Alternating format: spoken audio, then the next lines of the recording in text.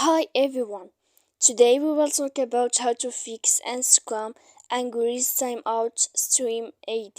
To know how to fix Instagram ingress timeout stream AD, you should just go to settings like this. You will click. After that, in this page, you will enter to apps, default apps, app settings. When you will see this list, you will go down to find the application of Instagram here. When you will see this page, you will go down to first stop, and when you will and this you will enter to storage.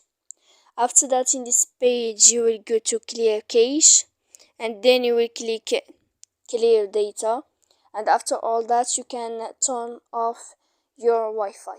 So please don't forget to support us by like and subscribe. See you next time in another video.